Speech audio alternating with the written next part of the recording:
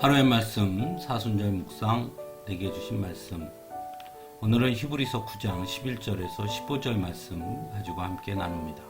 성경 봉독합니다. 그러나 그리스도께서는 이미 일어난 좋은 일을 주관하시는 대제사장으로 오셔서 손으로 만들지 않은 장막, 다시 말하면 이 피조물에 속하지 않은 더 크고 더 완전한 장막을 통과하여 단 한 번의 지성소에 들어가셨습니다. 그는 염소나 송아지의 피로서가 아니라 자기의 피로써 우리에게 영원한 구원을 이루셨습니다. 염소나 황소의 피와 암송아지의 죄를 더러워진 사람들에게 뿌려도 그 육체가 깨끗하여져서 그들이 거룩하게 되거든.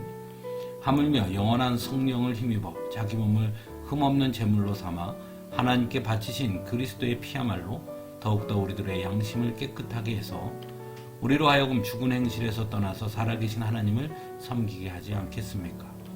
그러므로 그리스도는 새 언약의 중재자이십니다. 그는 첫 번째 언약 아래에서 저지른 범죄에서 사람들을 구속하시기 위하여 죽으심으로써 부르심을 받은 사람들로 하여금 약속된 영원한 유업을 차지하게 하셨습니다. 아멘. 우리는 기독교 믿음의 중심은 예수 그리스도라고 고백합니다. 또한 성경의 중심 역시 예수 그리스도임을 압니다. 그렇다면 그 고백과 삶의 의미는 과연 무엇일까요? 그것은 곧 인간의 자기 이해에서부터 출발합니다. 즉 인간에게는 해결해야 할 아주 중요한 문제가 있다는 것입니다. 그것이 바로 죄의 문제입니다. 죄의 문제를 해결하지 않고는 결코 하나님께서 창조하신 온전한 인간으로 하나님 앞에 설 수 없다는 것이죠.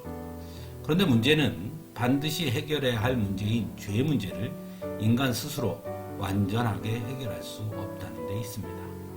왜냐하면 인간은 모두 죄인이기에 누구도 하나님 앞에 설 수 없기 때문이죠.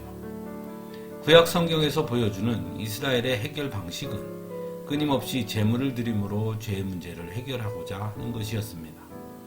하지만 그렇게 죄의 문제를 해결하는 것에는 근원적인 문제가 있었습니다. 먼저는 지속성이 없다는 것입니다. 한 가지 죄의 문제를 해결하면 또 다른 죄의 문제가 드러날 수밖에 없었다는 것이죠. 또 하나는 제물을 드려 제사를 지내는 구약의 방식은 겉으로 드러나는 피상적인 죄의 문제는 해결할 수 있을지 모르지만 근원적인 죄의 문제는 해결할 수 없었다는 것입니다. 바로 그 문제를 해결해 주신 분이 예수 그리스도이십니다. 인간이 스스로 해결할 수 없는 죄의 문제를 해결해 주신 것입니다. 인간을 대신해서 인간의 죄를 짊어지고 하나님 앞에 서신 것이죠. 또한 속죄의 지속성의 문제를 해결해 주신 분 역시 예수 그리스도이십니다. 예수님은 비상적인 죄의 문제뿐만 아니라 바로 죄의 근원을 해결해 주신 것입니다. 속죄의 지속성의 문제와 죄의 근원으로부터의 완전한 해방의 문제는 하나의 문제이기 때문입니다. 죄의 근원으로부터의 문제를 해결한다면 속죄의 지속성은 당연하게 따라올 수밖에 없는 것이니 말입니다. 성경은 죄의 근원의 문제를 인간의 욕망과 탐욕이라고 말합니다. 그것이 바로 하나님처럼 되고 싶어 했다라는 말이지요. 결국 인간은 끊임없이 스스로 주인이 되고자 하는 욕망을 가지고 있다는 것입니다. 그래서 제물과 제사의 방식으로 속죄한다고 하더라도 다시 자신이 주인이 되고 싶은 욕망으로 인해 무너질 수밖에 없는 것이죠. 하지만 예수 그리스도는 그 문제를 분명하게 해결해 주십니다. 그것이 바로 믿음입니다. 누구든지 예수 그리스도를 믿기만 하면 해결되는 것입니다. 그러므로 믿음이란 곧 나의 주인이 내가 아닌 예수 그리스도를 주인으로 삼는 것입니다. 예수 그리스도를 주인으로 삼는다는 것은 곧 하나님을 주인 삼는 것이죠. 그러므로 다른 말로 하면 나의 주인이 내가 아님을 고백하는 것입니다. 그것이 바로 믿음이라는 것이죠.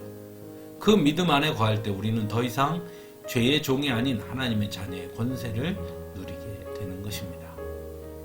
그래서 히브리서 9장 14절은 이렇게 말씀합니다.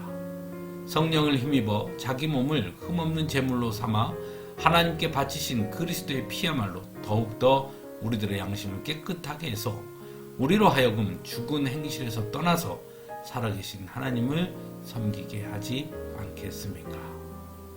함께 기도하겠습니다.